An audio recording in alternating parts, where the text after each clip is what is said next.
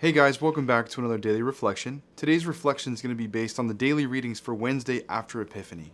And our first reading continues on with the book of 1 John. This time we're looking at chapter 4, verses 11 through 18. And we continue in the book of Mark for today's gospel, chapter 6. This time looking at Jesus walking on the water. And we're looking at verses 45 through 52. Once again, just a friendly reminder that to get the most out of this reflection, please read the readings ahead of time. You can find a link to today's readings in the description. Well, thank you so much for joining me. Let's go ahead and dive on in. We've certainly spent a great deal of time so far through the first book of John discussing this theme of love. And certainly, John reiterates a lot of the same themes that we've already discussed, especially within the first two reflections of the week. However, what really caught my attention today that was different is actually found in verse 18. You see, John says, there is no fear in love, but perfect love casts out or drives out all fear.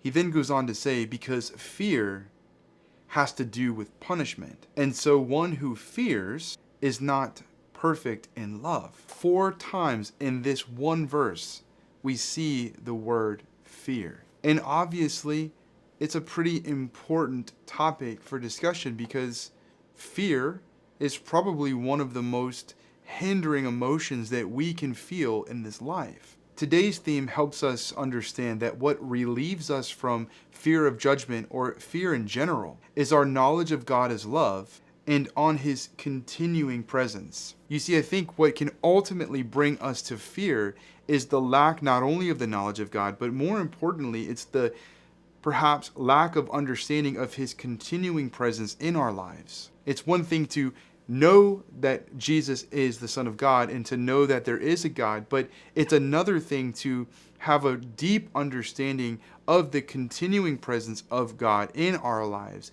and Christ in the world around us. Fear is ultimately a hindrance.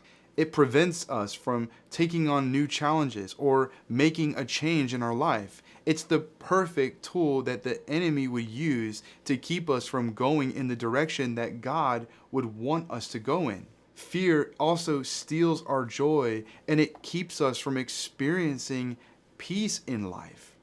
Do you relate to any of these symptoms? And you don't need WebMD to figure out the root cause. Today's reading helps us understand that it is perfect love that casts out fear. Where there's an increase of fear in our lives, there joy and love also decrease. Fear is an opportunity for us to not only learn to completely trust in God, but it's an opportunity for us to really make more meaningful purpose of our lives. That is, making those changes or accepting those new challenges that God has for us.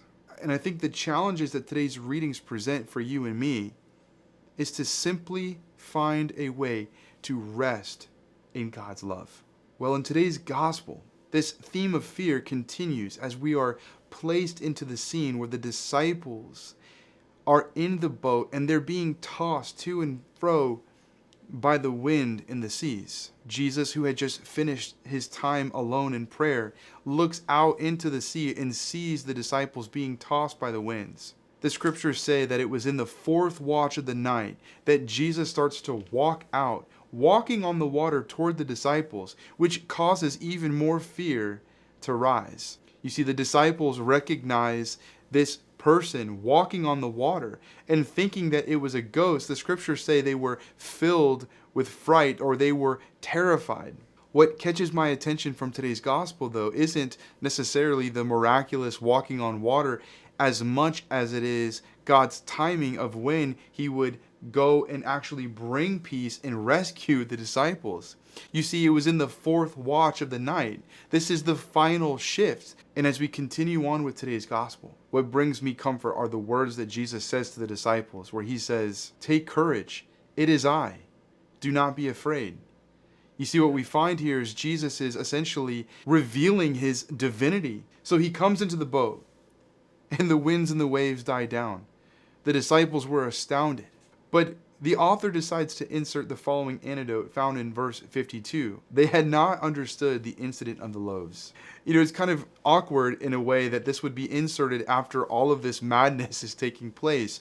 But it really dawned on me the significance of why this was being added in there, because you see, at the end of the day, this is about not just recognizing the identity of Jesus, but today's gospel also helps us understand the significance of recognizing his power. Having just witnessed Jesus providing for the needs of the great crowds who had gathered, feeding them with just 5 loaves and 2 fish, they had not completely understood this incident. And I continue to think about this incident as it relates to us today, especially as we gather for the Mass, Jesus being present in the Eucharist.